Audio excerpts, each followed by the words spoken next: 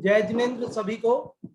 सभी हाथ जोड़ देवे, मंगलाचरण करते हैं। पहले लक्ष्मी निवास निलयम विलीन विलयम निधाय हृदि वीरम आत्मानुशासन महम वक्षे मोक्षाय भाव्यानाम।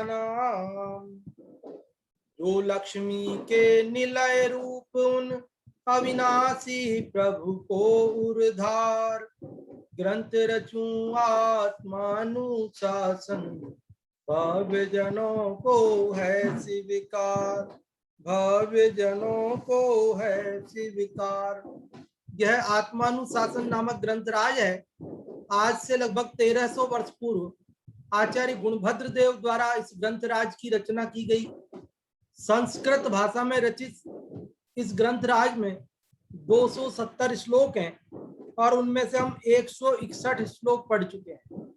आज हम 162वां श्लोक पढ़ेंगे और इस 162वें श्लोक को प्रारंभ करने से पहले यदि आप लोगों में से कोई कल जो हमने पढ़ा था 161वां श्लोक वो सुनाना चाहते हो, उसके बारे में कुछ बताना चाहते हो तो आप रेजेंट कर सकते हैं।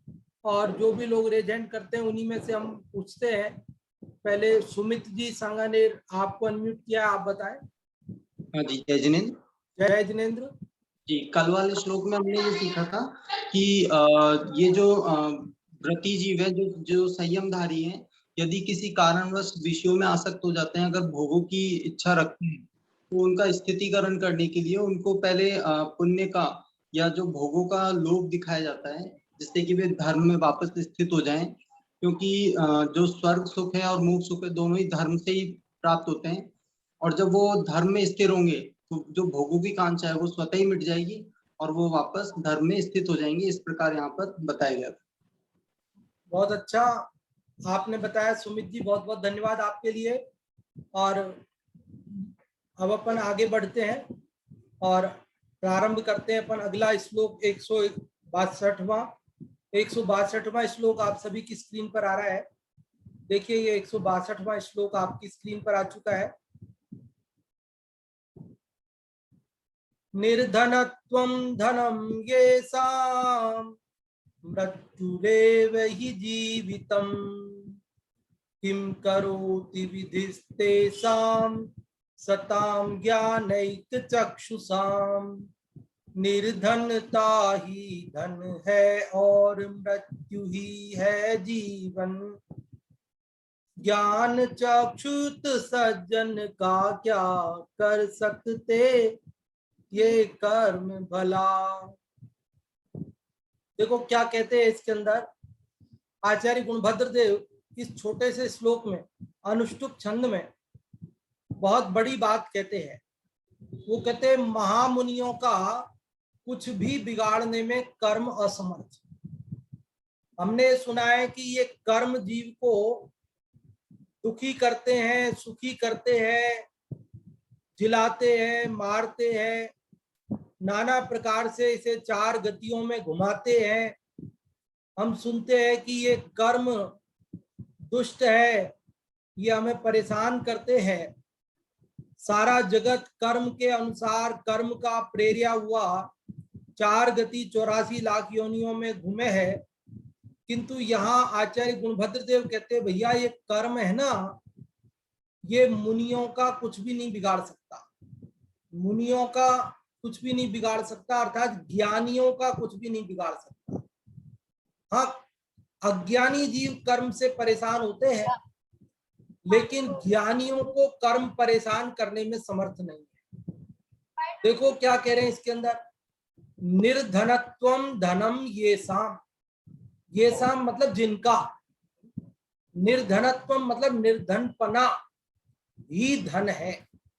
निर्धनत्वम धनम येषाम, जिनका निर्धनपना ही धन है। आगे चलत नहीं है ना, क्या करना है। मृत्युरेव ही जीवितम, मृत्युरेव ही जीवितम अर्थात मृत्यु एव जीवितम। मृत्यु मतलब मरण, एव मतलब ही, और बाद में जो ही है छोटा उसका मतलब होता है निश्चय से, कि मृत्यु ही निश्चय से वास्तव में जीवितम, जीवितम अर्थात जीवन है। किम करोति विधिस्तेषाम, किम मतलब क्या, करोति मतलब करेगा, विधि मतलब कर्म, तेषाम मतलब उनका। क्या समझ में आई बात? कि जिनका धन निर्धनता है, जिनका जीवन मरण ही है, उनका कर्म क्या करेगा। सताम ज्ञानैक चक्षुषाम, जो सज्जन है, सताम मतलब सज्जन है, जिनका ज्ञान ही एक चक्षु है, ज्ञान की आंख से जो देखते हैं, ऐसे ज्ञानी जीवों का यह कर्म क्या कर सकता है। कल हमने पढ़ा था कि ये किम अनेक अर्थों में आता है, और वहां पर हमने एक अर्थ समझा था अवज्ञा अर्थ में। हमने कहा था कि स किम करिष्यति मम, वो मेरा क्या बिगाड़ देगा। तो ऐसे ही यहाँ कह रहे हैं कि किम करोति विधिस्तेषाम, कि वो कर्म ज्ञानियों का क्या कर लेगा, क्या बिगाड़ लेगा, अर्थात कुछ नहीं बिगाड़ सकता है। यही बात इस श्लोक में बता रहे हैं। अब क्यों नहीं बिगाड़ सकता है वो चर्चा तो अभी अपन करेंगे, लेकिन सामान्य अर्थ आपको समझ में आया कि जिनका निर्धनता ही धन है, जिनकी का मरण ही जीवन है, और जो ज्ञान की चक्षु से देखते हैं, ऐसे सज्जन लोगों का, ज्ञानियों का कर्म क्या कर सकता है, क्या बिगाड़ सकता है, अर्थात कुछ भी नहीं कर सकता है, कुछ भी नहीं बिगाड़ सकता है। आप में से जो भी इसका अर्थ बताना चाहते हो वे लोग रेजेंट कर सकते हैं। और इसका अर्थ हम अभी पूछ रहे हैं प्रसम भैया आपसे, और प्रसम भैया आप बताएंगे। जय जिनेन्द्र। जय जिनेन्द्र। इस श्लोक में कहते हैं कि निर्धनत्वम धनम येषाम, येषाम अर्थात जिनका, निर्धनत्वम अर्थात की निर्धनता ही धनम धन है, अर्थात जिनका निर्धनता ही, निर्धनपना ही जिनका धन है, और मृत्युरेव, और मृत्यु ही अर्थात की मृत्यु ही जीवितम जीवन है, और मृत्यु ही जिनका जीवन है। किम करोति, किम मतलब क्या, करोति मतलब कर सकता है, कि क्या कर सकता है, विधि कर्म तेषाम उनका, कि न जिनका निर्धनपना ही, निर्धनता ही जिनका धर्म है, और मृत्यु ही जीवन है, उनका यह कर्म क्या कर सकता है। सताम अर्थात की जो सज्जन लोगों का ज्ञान है चक्षुषाम, और ज्ञान ही उनका चक्षु है, सज्जन लोगों का ज्ञान ही चक्षु है, वो ज्ञान रूपी चक्षु से देखते हैं जो, ऐसे सज्जन लोगों का यह कर्म क्या कर सकता है। बहुत अच्छा आपने बताया प्रसन्न भैया, बहुत बहुत धन्यवाद आपके लिए। और अभी हम हिंदी वाले का अर्थ जानना चाहते हैं, जो भी आप में से बताना चाहते हैं। मुन्नी जी आपको अनम्यूट किया, आप बताएं। जय जिनेन्द्र पंडित जी। जय जिनेन्द्र। निर्धनता ही धन है और मृत्यु ही जीवन, जिनका ज्ञान चक्षु युद्ध सज्जन क्या क्या कर सकता है कर्म भला। इस श्लोक में बताया है कि मुनियों का कर्म कुछ भी नहीं बिगाड़ सकता, मगर बिगाड़ तो किसी का भी नहीं सकता, मगर अज्ञानी मिथ्या बुद्धि से ये सोचता है कि मेरा कर्म ने मेरा कुछ बिगाड़ा है। निर्धनता ही धन है जिसका, जिसका निर्धनता ही धन है और मृत्यु ही जीवन है। ऐसे महामुनियों को, महामुनि यही सोचते हैं कि निर्धनता ही धन है उनका और मृत्यु ही जीवन है। और ज्ञान चक्षु, और जिनके ज्ञान चक्षु से वो देखते हैं, मतलब जो ज्ञानी होते हैं वे अपने ज्ञान चक्षु से देखते हैं, और क्या कर सकता है, उनका कर्म कर ही क्या कर सकता है, क्योंकि वो तो ज्ञान चक्षु से, ज्ञान से ही भला देख रहे हैं कि मेरा ज्ञान कैसे। कर्म बेचारे कौन भूल में नहीं है, मैंने ही कर्म बांधे मेरे ही गोद में आएंगे, ऐसे ज्ञान चक्षु से वो उसको देखते हैं और सोचते हैं कि अरे मैंने तो मेरा कर्म बिगाड़ ही क्या सकता है, मेरा तो कर्म जो है वो मेरी आत्मा पे रंच मास भी खरोच नहीं कर सकता है। और अज्ञानी जीव हम जैसे यही सोचते हैं कि कर्म का उदय है, कर्म का गरीबी है, कर्म से बीमारी, कर्म से, ऐसा इस श्लोक में बताया है। क्योंकि महामुनि जैसे ही बने अपन, तो अपन भी यही सोचे कर्म कुछ नहीं बिगाड़ सकता। बहुत अच्छा आपने बताया, बहुत बहुत धन्यवाद मुन्नी जी। और अभी रंजना जी आपको अनम्यूट कर रहे हैं, आप भी बताएं। श्लोक बताना क्या अर्थ था? जो भी आप बताना चाहें। हाँ जी। इस श्लोक में ये बताया है कि मुनिराजों का निर्धनता ही धन है और मृत्यु ही उनका जीवन है। जो ज्ञानी होते हैं वो ज्ञान चक्षु से युक्त होते हैं, तो जो ज्ञान चक्षु से युक्त होते हैं तो उनका कर्म क्या बिगाड़ सकते हैं, अर्थात कर्म उनका कुछ भी नहीं बिगाड़ सकते हैं। बहुत अच्छा आपने बताया रंजना जी, हाँ। बहुत बहुत धन्यवाद। हाँ जी, और कुछ बताना चाह रहे हैं आप? नहीं, मैं श्लोक बोल रही थी, कोई बात हाँ नहीं। बोल, मैं बोले। श्लोक बोल रही थी। हाँ जी बोले, बोले। निर्धत्वं धनं येषा मृत्युरेव हि जीवतम् किं करोति विद्धेस्तां सत्मा ज्ञानचक्षुषाम्। बहुत अच्छा आपने पाठ किया। पहले शुरू का शब्द जो है निर्धनत्वम, ऐसा निर्धनत्वम धनम येषां मृत्युरेव हि जीवितम् किं करोति विधिस्तेषां सतां ज्ञानैकचक्षुषाम्। बहुत अच्छा आपने पाठ किया रंजना जी और अर्थ बताया, बहुत बहुत धन्यवाद आपके लिए। और हिंदी वाले का पाठ करने के लिए रेज हैंड कर सकते हैं आप लोग, और हिंदी वाले का जो भी पाठ करना चाहते हैं। और नीलम जी, हम आपको अनम्यूट कर रहे हैं हिंदी वाले का पाठ करने के लिए, आप करें हिंदी वाले का पाठ।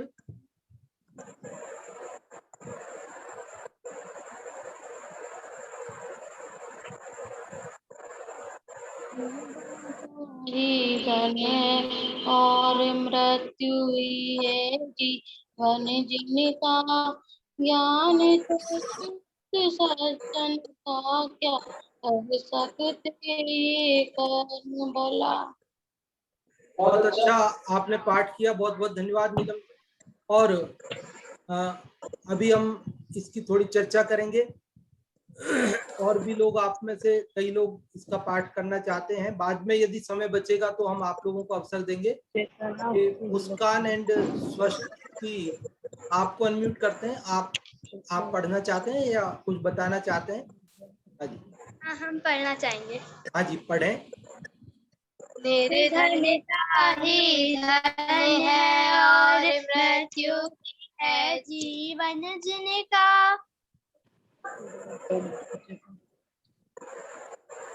ज्ञान चक्षु सज्जन का क्या कर सकते कर्म भला क्या कर सकते ये।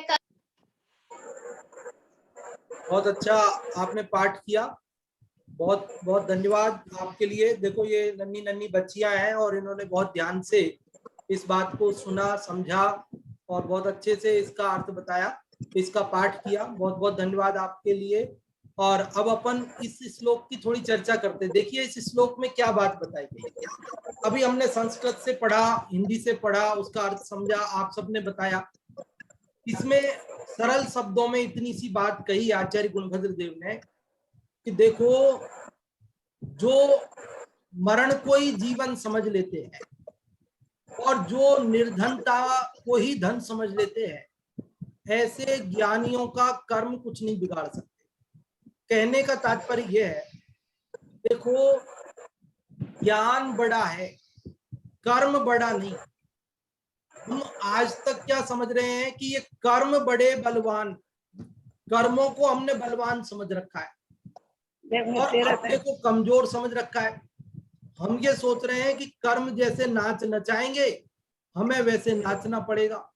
लेकिन आचार्य गुणभद्र देव कह रहे हैं तो भैया कर्म छोटा है और तू बड़ा है, ज्ञान बड़ा है और कर्म कमजोर है और ज्ञान बलवान है। इसलिए तू ये चिंता मत कर कि कर्म जैसे तेरे को नचाएंगे वैसे तुझे नाचना पड़ेगा। अरे तू ज्ञान स्वरूप है, ज्ञानियों का कर्म कुछ बिगाड़ने में समर्थ नहीं है। कर्म तो उनका बिगाड़ते हैं जिनके पास ज्ञान नहीं होता। बोलो, अरे जिनका मोबाइल वाटर प्रूफ हो, जिनकी घड़ी वाटर प्रूफ हो, उन्हें बरसात से क्या डर है, उन्हें भीगने से क्या डर है कि पानी चला जाएगा, कि मोबाइल खराब हो जाएगा, कि घड़ी खराब हो जाएगी। ये चिंता किनको होती है कि जिनके पास वाटर प्रूफ मोबाइल नहीं है, वाटर प्रूफ घड़ी नहीं है। लेकिन जिनकी वाटर प्रूफ है उन्हें क्या चिंता, कितना भी पानी बरसो, कितना भी कुछ भी हो, उन्हें क्या फर्क पड़ता है। तो ऐसे ही जिनका ज्ञान प्रूफ, वाटर प्रूफ मतलब जो ज्ञान युक्त है, ऐसे आत्मा के लिए कर्म कुछ नहीं बिगाड़ सकते हैं। हाँ, जो अपने ज्ञान स्वभाव को भूल गया, अपने को अज्ञानी मान बैठा है, वो कर्म के निमित्त से अपने को सुखी दुखी अनुभव करता है। देखो, कर्म का काम केवल इतना सा है कि वो संयोग वियोग कराता है। कर्म का काम केवल क्या है कि कर्म के निमित्त से पदार्थों के संयोग और वियोग होते हैं, बस इतना सा काम है। धन क्या है, रुपया पैसा, और धन मतलब जीवन उपयोगी जो भी वस्तु है, कपड़े लत्ते ये भी धन है, मकान दुकान ये भी धन है, गाड़ी ये भी सब धन है। धन मतलब क्या कि ये सारे जीवन उपयोगी वस्तुएं ये सब धन है, सोना चांदी ये सब धन है, अनाज ये सब धन है, बिस्तर सब धन है, ये सब धन ही तो है कि इनसे हमारा जीवन चलता है। और जीवन किसका नाम है, वो भी संयोग का नाम ही मान रखा हमने। इस शरीर के संयोग का नाम जीवन मान रखा हमने। ये शरीर का वियोग हो जाए तो हम समझते मरण हो गया, और ये शरीर का मिलन हो गया, शरीर बना हुआ है, तो इसका नाम हम जीवन समझ रहे हैं। तो अज्ञानी तो शरीर के संयोग को अपना जीवन और शरीर के वियोग को अपना मरण समझता है। लेकिन ज्ञानी शरीर के संयोग को जीवन नहीं समझता, ज्ञानी शरीर के वियोग को मरण नहीं समझता। वो तो कहता है कि ये शरीर ये तो परद्रव्य है, मेरे से बिल्कुल भिन्न है। मैं शरीर के संयोग से जीता हूं या शरीर के वियोग से मरता हूं, ये बात ही झूठी है। मैं तो अपने भाव प्राणों से जीता हूं, मैं तो ज्ञान से जीता हूं। मेरे अंदर जीवत्व शक्ति पड़ी है, आत्मा में अनंत शक्तियां भरी पड़ी है, उनमें एक जीवत्व नाम की शक्ति है, मैं उससे जीता हूं, ये शरीर के संयोग से थोड़ी जीता हूं। इसलिए ज्ञानी को शरीर का संयोग हो या वियोग हो, दोनों में कोई फर्क नहीं पड़ता। शरीर का वियोग होने पर वो दुखी नहीं होता, शरीर का संयोग होने पर वो आनंद नहीं मनाता। इसी प्रकार धन आए तो वो आनंद नहीं मनाता, और धन चला जाए तो वो मातम नहीं मनाता। इसीलिए कहा कि ये ज्ञानियों का कर्म कुछ नहीं बिगाड़ सकता, और जो अज्ञानी है वो तो सुखी दुखी होते ही है। अगर शरीर का संयोग होता है, धन का संयोग होता है, जीवनोपयोगी अन्य वस्तुओं का संयोग होता है, तो अज्ञानी खुशियां मनाता है, और उनका यदि वियोग हो जाता है तो वो मातम मनाता है, दुख मनाता है। तो कर्म ने उसका बिगाड़ दिया अज्ञानी का, ऐसा कहने में आता है। देखो, कर्म वर्म कुछ बिगाड़ता नहीं है। जीव स्वयं जब अपने अज्ञान से दुखी होता है तो ये कहने में आता है कि कर्म ने दुखी किया, कर्म की वजह से दुखी हुआ। और जब जीव स्वयं अपने ज्ञान से सुखी होता है तब ये कहने में आता है कि कर्म ने उसका कुछ नहीं बिगाड़ा। तो आप इस श्लोक का भाव समझे होंगे कि जो ज्ञानी है उनका कर्म कुछ नहीं बिगाड़ सकता, अज्ञानी है वो दुखी होता है, कर्म के उदय के निमित्त से सुखी होता है। लेकिन जो ज्ञानी है वो कर्म के उदय और से जो संयोग मिलते हैं या वियोग होता है पदार्थों का, उनसे वह दुखी या सुखी नहीं होता है। इसलिए कह रहे कर्म का उस पर कोई फर्क ही नहीं पड़ता। जैसे वाटरप्रूफ घड़ी के ऊपर पानी का फर्क नहीं पड़ता है, उसी प्रकार ज्ञानी के ऊपर उसके ऊपर कर्म का कोई फर्क नहीं पड़ता है। देखो, मैं आपसे एक पूछता हूं कि एक पेड़ है, जंगल में एक पेड़, और पेड़ के नीचे एक तो मुनिराज ध्यान कर रहे हैं। क्या कर रहे हैं? मुनिराज ध्यान कर रहे हैं, ज्ञानी जीव है ना मुनिराज। और वहीं पर एक पागल व्यक्ति आके बैठ गया पेड़ की छाया में। अब उस पेड़ की छाया में थोड़ी देर बाद एक गाय आकर बैठ गई।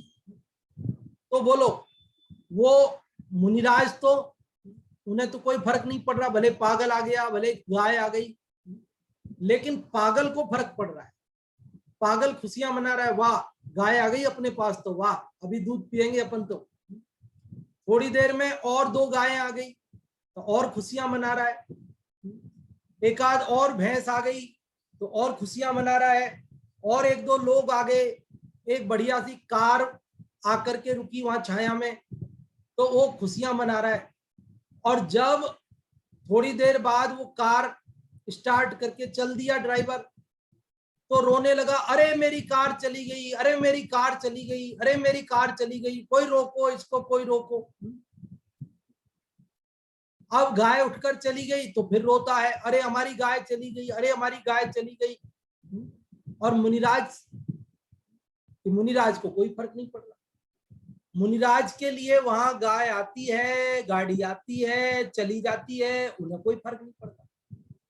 और जो पागल व्यक्ति है उसे बहुत फर्क पड़ता है, वो उनके आने पर खुशियां मनाता है, उन्हें अपना मानता है।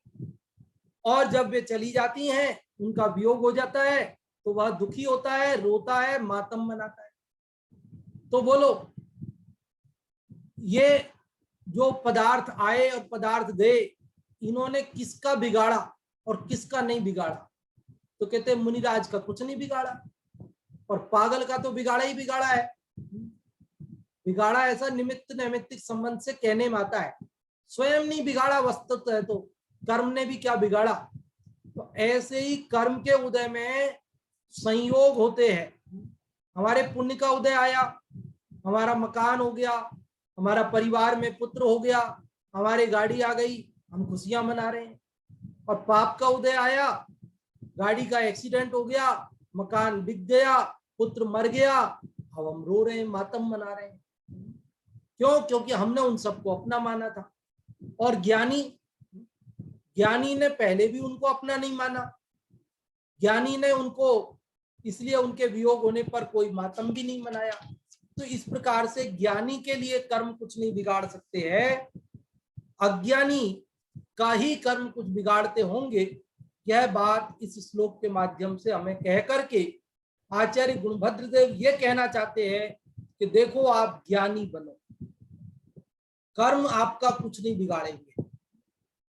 क्योंकि जो ज्ञानी जीव होते हैं वो कर्म के निमित्त से मिलने वाले संयोग वियोगों में सुख दुख का अनुभव करते ही नहीं, वो तो संभाव रहते हैं। ज्ञानी क्या विचार करते हैं? लाखों वर्षों तक जीऊंगा, मृत्यु आज ही आ जावे।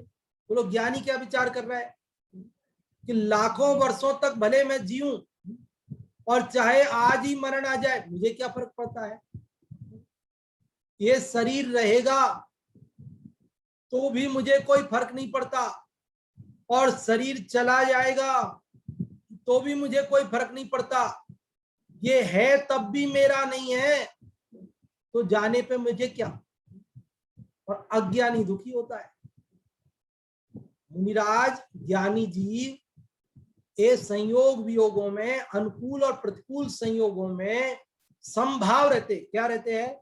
समभाव, समता भाव। ऐसा कि ठीक ऐसा, वैसा कि वैसा, कोई बात नहीं, क्या फर्क पड़ता है। अरिमित्र महल मसान कंचन, कांच निंदन तुतिकरन, हर घाव तारन असि प्रहारन, में सदा समता धरन। ज्ञानी जीव अरिमित्र महल मसान कंचन, अरि शत्रु और मित्र, शत्रु और मित्र दोनों में कोई फर्क नहीं समझता। अज्ञानी तो मित्र आए तो बल्लियों उछलता है, और शत्रु आ जाए तो कि क्रोध के मारे आग बबूला हो जाता है। लेकिन ज्ञानी जी चाहे शत्रु आए कि मित्र आए, दोनों स्थितियों में संभाव रहता है। ना तो मित्र आने पर बल्लियां उछलता है और ना शत्रु के आने पर आग बबूला होता है। अरिमित्र महल मसान, महल और श्मशान, महल राजमहल हो या शमशान हो, ज्ञानी दोनों में संभाव रहते हैं, दोनों को समान समझते हैं। अरिमित्र महल मसान कंचन कांच, कंचन और कांच, कंचन मतलब सोना और कांच तो जानते ही आप, कांच के टुकड़े होते हैं ना, हम जिनको कचरा समझ के उठाकर फेंक देते हैं, और कंचन सोना हो तो उसको छुपा छुपा के रखते हैं। लेकिन ज्ञानियों को सोने में और कांच के टुकड़ों में कोई फर्क नजर नहीं आता, ओके, दोनों पुद्गल है, दोनों पराई चीज है, इनमें मेरा सुख और दुख का कोई संबंध नहीं। निंदन स्तुतिकरण, कोई उनकी निंदा करे और चाहे कोई उनकी स्तुति करे, प्रशंसा करे, उन्हें कोई फर्क नहीं पड़ता। अज्ञानी की यदि कोई थोड़ी सी बड़ाई कर दे, थोड़ी सी प्रशंसा कर दे, अरे आप आज तो बहुत सुंदर लग रहे हो, तो फिर देखो फूल के कुप्पा हो जाता है। और यदि जरा सा कोई ये कह दे कि अभी तो कमजोर लग रहे हो बहुत, आज ये क्या हो गया आपको, तो टेंशन में आ जाता है, जाकर के दुनिया भर की जांचें कराता है और परेशान हो जाता है, पता नहीं क्या हो गया है मेरे को। लेकिन ज्ञानी विचारते हैं कि ये शरीर का धर्म है मोटा पतला होना, ये शरीर का धर्म है काला गोरा होना, ये शरीर मेरे से भिन्न है, इनसे मुझे क्या फर्क पड़ता है। वो निंदा और स्तुति करने वालों में समान रहता है। अर्घावतारण असि प्रहारण, कोई उन्हें अर्घ उतारे, मतलब आरती उतारे उनकी या अर्घ चढ़ाए, और चाहे कोई उनको असि प्रहारण, तलवार से प्रहार करे, मारे, तो दोनों स्थितियों में ज्ञानी क्या रहते हैं, सदा समता धारण, सदा समता भाव धारण करते हैं। और अज्ञानी यदि उसे कोई आरती उतारे तो प्रसन्न हो जाता है, और यदि कोई उसे गालियां दे, तलवार का वार करना तो बहुत दूर की बात है, यदि कोई गालियां भी दे तो गोली मारता है, ईंट का जवाब पत्थर से देना उचित मानता है। ये अज्ञानी को कर्म परेशान करते हैं, लेकिन ज्ञानियों को कर्म परेशान नहीं करते। क्यों? क्योंकि कर्म का काम केवल इतना है कि वो संयोग और वियोग, और ज्ञानी संयोग और वियोग दोनों को अपना मानते नहीं। वो कहते हैं मैं तो चैतन्य ध्रुव कारण परमात्मा हूं, अनंत गुणों का गोदाम हूं, मेरे अनंत गुणों का कोई वियोग नहीं करा सकता, और एक भी गुण का मेरे नवीन संयोग नहीं करा सकता है, इसलिए उसे क्या फर्क पड़ता है, उसको कौन दुखी करे, कर्म कैसे दुखी करे। बोले हंस भर्तृहरि ने लिखा नीति शतक में कि हंस ये कह रहा है कि यदि राजा मेरे से नाराज हो जाए, क्या हंस क्या कह रहा है, हंस पक्षी, कि यदि राजा मेरे से नाराज हो जाए, ब्रह्मा नाराज हो जाए, कोई नाराज हो जाए दुनिया का व्यक्ति, तो वो ये कर सकता है कि मेरे को कमल वन में विहार नहीं करने दे, ये कर सकता है कि मेरे को कोई तालाब पे जहां मैं चाहूं वहां न जाने दे, ये काम तो कर सकता है। लेकिन जो मैं दूध और पानी को अलग करने की जो मेरे अंदर कला है, इसको नहीं छीन सकता। बोलो छीन सकता है क्या? यदि राजा नाराज हो जाए तो हंस का क्या बिगाड़ सकता है? उसको आप पिंजरे में बंद कर सकता है, उसको स्वतंत्र घूमने से रोक सकता है, लेकिन वो दूध और जल को अलग करने की जो उसके पास कला है, उस कला को नहीं छीन सकता है। उसी प्रकार ज्ञानी जीव का कर्म क्या बिगाड़ सकता है? कर्म नाराज हो जाए तो कि उसके शरीर का संयोग करा सकता है, शरीर का वियोग करा सकता है, धन का संयोग करा सकता है, धन का वियोग करा सकता है। लेकिन जो ज्ञानी अपने ज्ञान भाव से इन सब से भिन्न अपने को चैतन्य स्वभावी देखते हैं और संभाव धारण करते हैं, उस संभाव को नहीं छीन सकता है, उसके ज्ञान स्वभाव को नहीं छीन सकता है। इसलिए कहते हैं कर्म ज्ञानी का कुछ नहीं बिगाड़ सकता। कर्म विचारे कौन भूल मेरी अधिकाई। अरे भैया कर्म ने क्या करे, मैं अपने ज्ञान स्वभाव को भूलकर परद्रव्यों को अपना माना, संयोग वियोग को अपना माना, इसलिए मैं दुखी सुखी हुआ। कर्म क्या कर सकते, कर्म में कहाँ ताकत है मेरे को सुखी दुखी करने। मैं स्वयं सुखी दुखी होता हूं अपने अज्ञान से, तो कर्म ने मेरे को सुखी दुखी किया ऐसा कहने में आता है। वास्तव में ज्ञानी को कर्म सुखी दुखी नहीं कर सकते। बोलो, पैसा पास में होए तो अज्ञानी सुख का अनुभव करता है, और ज्ञानी सोचता है अरे नहीं है ना, फ्री स्वतंत्र, कुछ नहीं है ना, झंझट खत्म, कौन सुरक्षा करे उसकी। बोलो, जरा सा पैसा पास में आ जाए तो रातों की नींद उड़ जाती है, टेंशन हो जाती है, कहां धरूं इसको।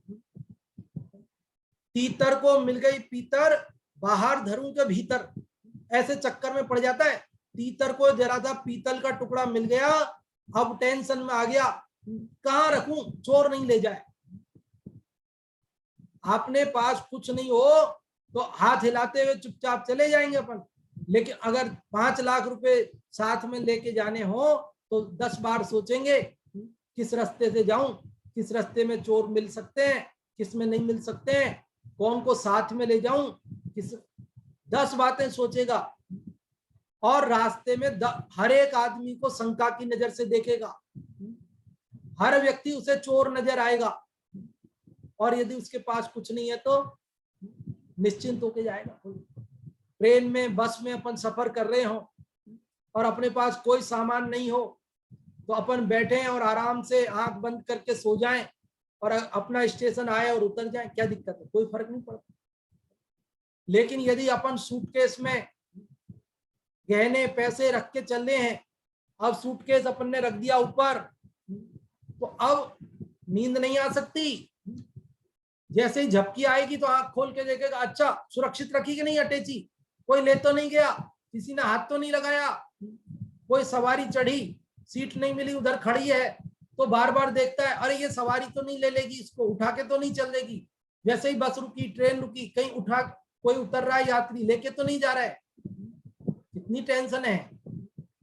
तो जिसने परद्रव्य को अपना माना है, ऐसे अज्ञानी को दुख है। और जिसने भेद ज्ञान से अपने ज्ञान किया है कि ये सब धन आदि मेरे नहीं है, शरीर आदि मेरे नहीं है, उसे क्या फर्क पड़ता है।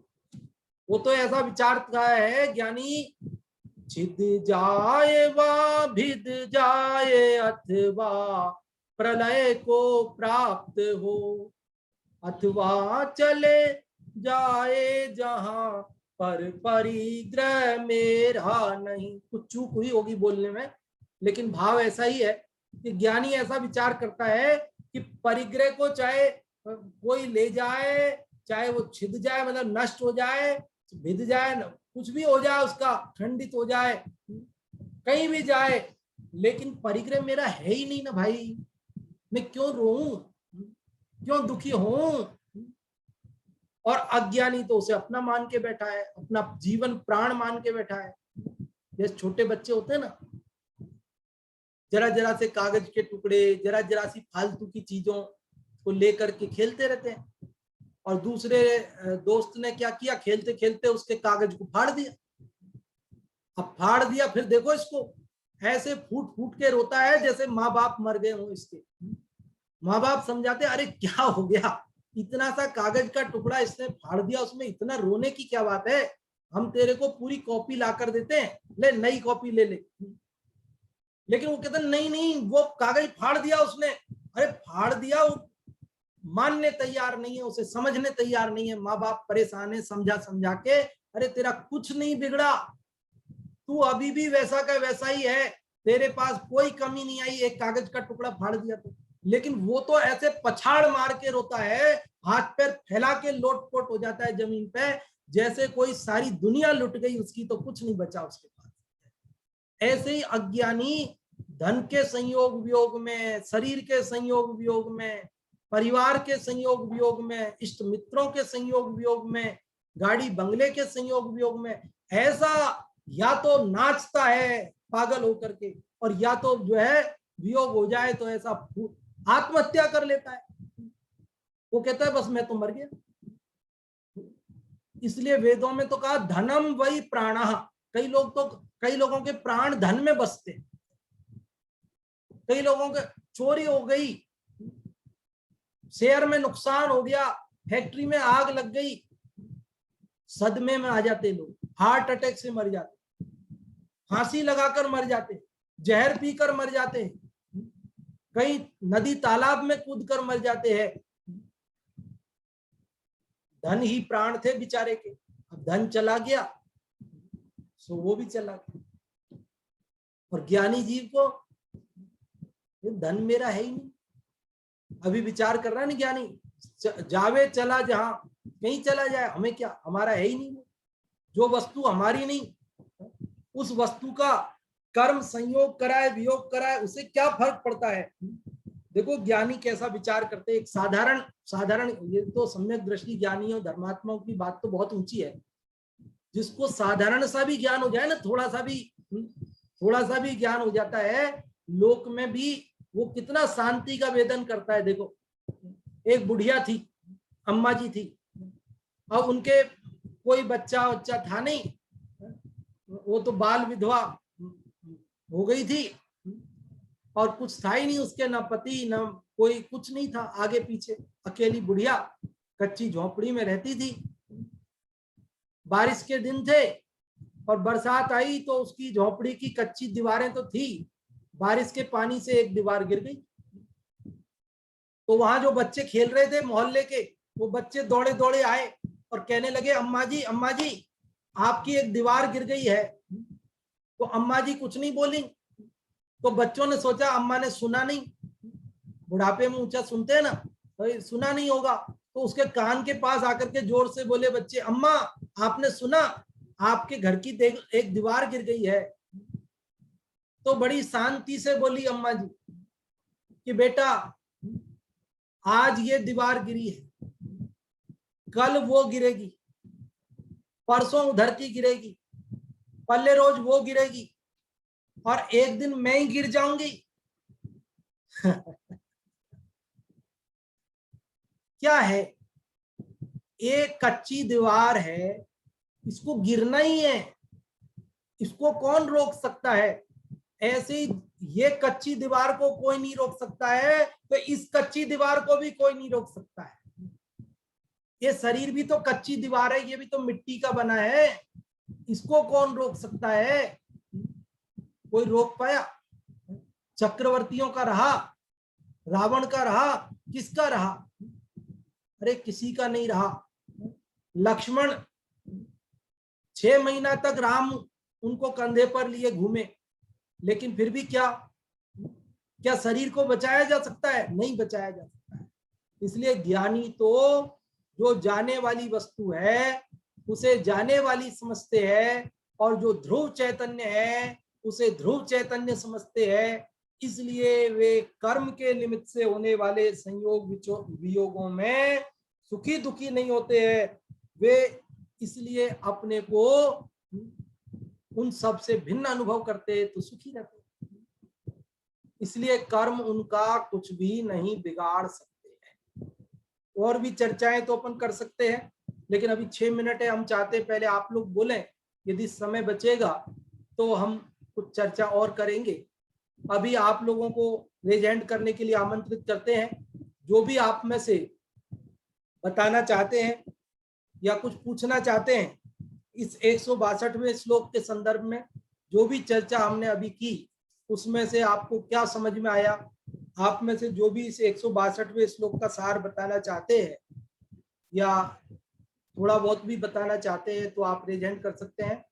रंजना जी आपका शायद पहले से ही रेज हैंड है, या आप अभी कुछ बताना चाहते हैं? हाँ जी, नहीं पहले का है। हाँ जी, कोई बात नहीं, धन्यवाद। और हुकुम चंद जी साहब आपको अनम्यूट कर रहे हैं, आप बताएं।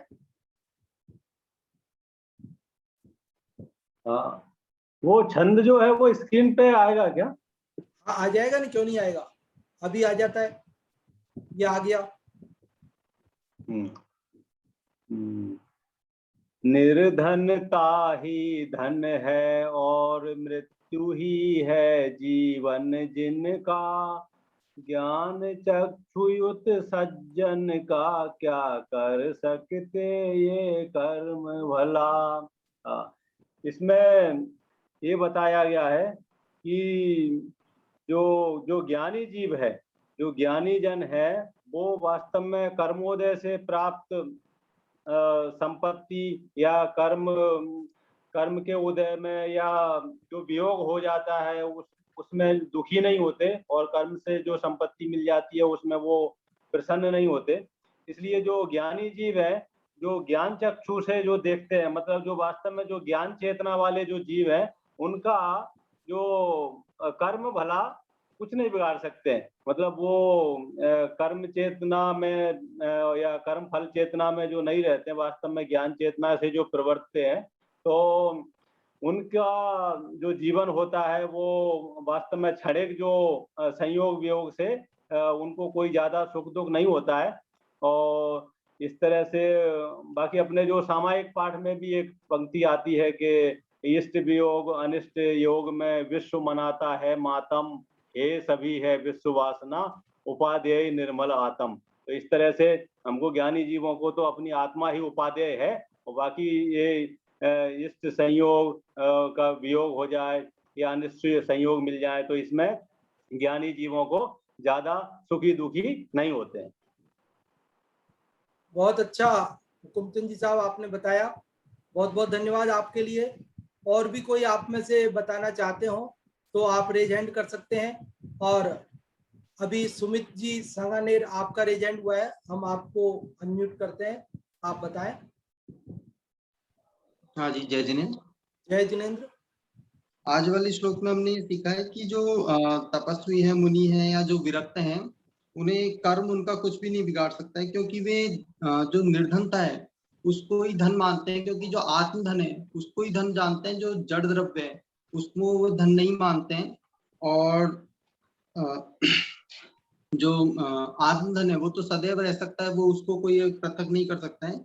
और दूसरा वो जो मरण है उसको ही जीवन जानते हैं, क्योंकि वो ये जानते हैं क्योंकि हम तो ये जो चैतन्य प्राण है इनसे जीते हैं, और जब तक संसार में रहेंगे तब भी 10 प्राणों से जीते हैं, संसार में रहते हुए भी कभी 10 प्राण से रहित नहीं हुए। और जब मुक्त हो जाएंगे तो अपने चैतन्य प्राणों से जिएंगे, तो वे मरण का भी भय उनको नहीं है, क्योंकि मरण तो होता ही नहीं है इस जीव का। तो वे मरण को ही जीवन जानते हैं और निर्धनता को ही धन जानते हैं। इस प्रकार वे भेद विज्ञान से जीते हैं, इसलिए कर्म उनका कुछ भी बिगाड़ पाने में समर्थ नहीं होता है, यह बताया गया है। बहुत अच्छा सुमित जी आपने बताया। और भी कोई आप में से बताना चाहते हो? एक छोटा सा प्रश्न हम पूछ लेते हैं कि इस श्लोक में ये बात बताई थी कि कर्म ज्ञानियों का कुछ नहीं बिगाड़ते, तो हम आपसे पूछना चाहते हैं कि ज्ञानियों का कर्म क्यों नहीं बिगाड़ते हैं, कैसे नहीं बिगाड़ते?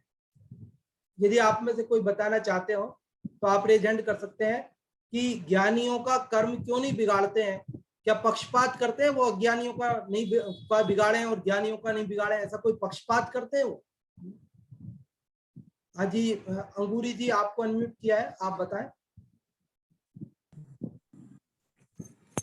कर्म जड़ है और मेरी आत्मा चेतन है, इसलिए मतलब वो जो कर्म है जो जड़ है वो द्रव्य से काल से भाव से मतलब और क्षेत्र से बिल्कुल भिन्न है, और मेरी आत्मा द्रव्य क्षेत्र काल भाव से भिन्न है। इसलिए एक द्रव्य का दूसरे द्रव्य में प्रवेश ही नहीं है, तो वे कैसे दूसरे द्रव्य का कुछ कर सकते हैं। हाँ जी, बहुत अच्छा आपने प्रयास किया, बहुत बहुत धन्यवाद आपके लिए। और रंजना जी आपको भी अनम्यूट किया है, आप भी बताएं।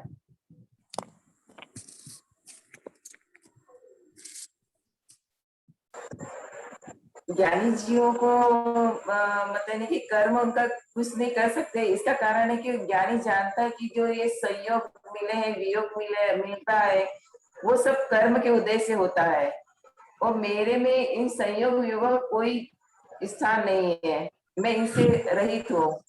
ऐसे ज्ञानी जीव की मतलब ज्ञान में धारा चलती है।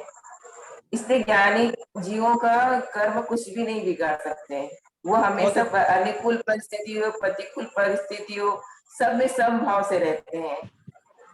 बहुत अच्छा आपने बताया, बहुत बहुत धन्यवाद। और भी अनेक लोग बताना चाह रहे हैं, लेकिन केवल एक जने को और सुनते हैं, मुस्कान एंड ये छोटे बच्चे हैं, इनको जरूर सुनेंगे। हाँ जी बताएं।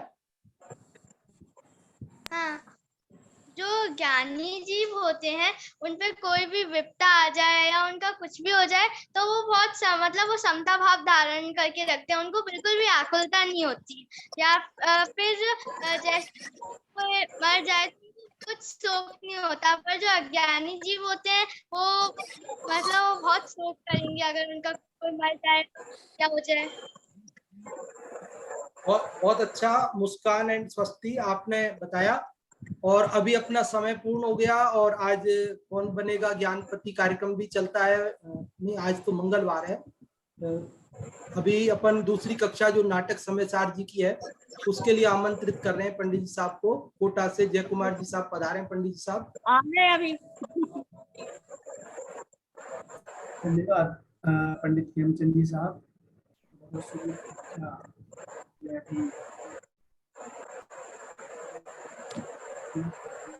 प्रारंभ करते हैं। मंगलाचरण